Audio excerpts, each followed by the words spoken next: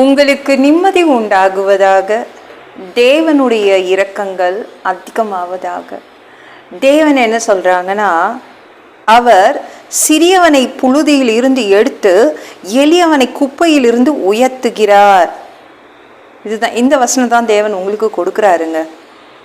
மண்ணில், புழுதியில், குப்பையில் யாரோ உங்களை தூக்கி போட்டாங்கல்ல, வேண்டாம் இவங்க, வேண்டாம் இவங்க தகுதி இல்லை, இவங்களுக்கு சரியான தகுதி இல்லை, இவங்களால நமக்கு எந்த பயனும் இல்லை, இனிமே இவங்க வேண்டாம், இவங்க நம்மளுக்கு தேவையில்லைன்னு தூக்கி போட்டாங்கல்ல, குப்பையில், மண்ணில், புழுதியில் இருக்கீங்கள, உங்களை தான் தேவன் உயர்த்துறாரு, தூக்கி எடுக்கிறாரு. ஏங்க, எந்த அளவுக்கு உயர்த்துவாருங்க? உயர்த்துவாருன்றீங்களே, எந்த அளவுக்கு உயர்த்துவார்?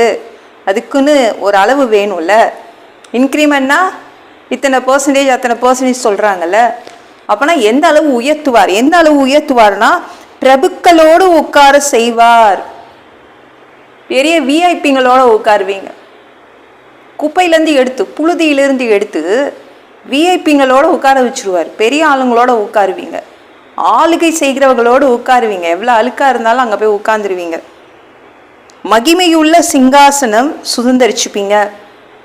மகிமையுள்ள சிங்காசனம், சூப்பரான பதவிகள் எல்லாம் அவர் வாங்கி கொடுத்துருவார். நீங்கள் ஒன்றும் ட்ரை பண்ண வேண்டாம். என்ன தகுதினா, நீங்கள் குப்பையில் இருக்கிறீங்களா, புழுதியில் இருக்கீங்களா, அதுதான் தகுதி. அங்கேருந்து தூக்கிட்டு உட்கார வச்சுருவார். உயர்ந்த பதவிகள்லாம் உட்கார வச்சுருவார். நல்ல சூப்பராக விஐபிங்க பக்கத்தில் உட்கார வச்சுருவார். இந்த உலகத்துக்கு வேணா நீங்கள் வேண்டான்னு சொல்லி தூக்கி போட்டுக்கலாம். ஆனால் தேவன் தேவைப்படுறாரு. தேவன் உங்களை அவர் வேணும்னு எடுத்துக்கிறாரு. சரிங்களாங்க? அதனால கவலைப்படாதீங்க. யாரும் தேடுவாரற்று ஒதுக்கப்பட்டு புறக்கணிக்கப்பட்டு இருக்கிற உங்களை தான் உயர்த்துறாரு. சரிங்களாங்க? எஸ்தர் 4:2 எடுத்து படிச்சு பாருங்களேன். மொர்தெகாய் அன்னைக்கு எப்படி வந்தான்? அரண்மனைக்குள்ளே நுழையும் போது எப்படி வந்தான்னா, யூனிஃபார்ம் போடாமல் வந்துட்டான், ஐடி கார்டு போடாமல் வந்துட்டான். அப்போ யாருக்கு என்ன தெரியும்? உள்ளே விடலை, அவனை உள்ளே விடல. நீங்கள் அந்த வசனம் பாருங்கள், எஸ்தர் 4:2. ராஜாவின் அரண்மனை வாசல் முகப்பு மட்டும் வந்தான், ரெட்டுடுத்தினவனாய் ராஜாவின் அரண்மனை வாசலுக்குள் பிரவேசிக்க ஒருவனுக்கும் உத்தரவு இல்லை. அவனுக்கு பயங்கரமான சோகம். இந்த டேட்டில் யூதர்களை சாவடிச்சிருவாங்க, நானும் செத்துடுவேன், அழுதுகிட்டே வரான். சாக்கில் தச்ச ட்ரெஸ்ஸை எடுத்து போட்டுட்டு அழுதுகிட்டே வரான், உடம்பு ஃபுல்லாக சாம்பல். ஆனால் அவனை அரண்மனைக்குள்ளே யாரும் அந்த உள்ளே உடலை. ராஜாவின் அரண்மனை வாசல் முகப்பு மட்டும் வந்தான், உள்ளே உடலை. என்னப்பா யூனிஃபார்ம் எங்க, ஐடி கார்டு எங்க? யாருக்கு தெரியும்? இவன் அவன் தான் அரண்மனை வாசல் காக்கிறவன் யாருக்கு தெரியும்? உள்ள அப்பேற்பட்டவனை தான் தேவன் உயர்த்தினாருங்க.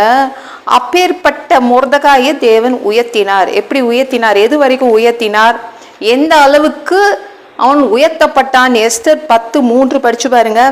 யூதனாகிய மொர்தெகாய் ராஜாவாகிய அகாஸ்வேருக்கு 2வது ஆனவனும் யூதருக்குள் பெரியவனும் தன் திரளான சகோதரருக்கு பிரியமானவனுமாய் இருந்ததும் அன்றி, தன் ஜனங்களுடைய நன்மையை நாடி தன் குலத்தாருக்கெல்லாம் சமாதானம் உண்டாக பேசுகிறவனுமாய் இருந்தான்.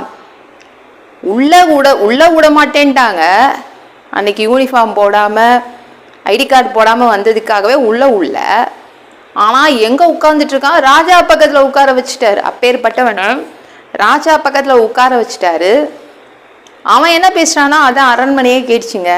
ராஜாவுக்கு அடுத்த பதவியை வாங்கி கொடுத்தாரு. அப்படிப்பட்ட தேவன் தான் நம்ம தேவன். ஐயோ, இந்த வேலையிலேருந்து என்னை தூக்கி போட்டாங்கங்க, நல்லது, தூக்கி போட்ட உங்களை தான் உயர்ந்த பதவியில் உட்கார வைக்கிறாரு. சரிங்களா?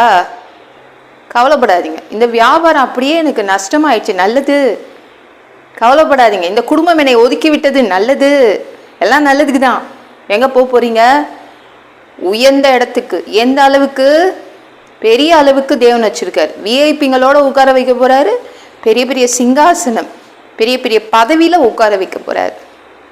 இந்த வீடியோ பிடிச்சிருந்துச்சுன்னா மற்றவங்களுக்கு ஷேர் பண்ண மறக்காதீங்க. கர்த்தர் தாமே உங்களை ஆசீர்வதிப்பாராக.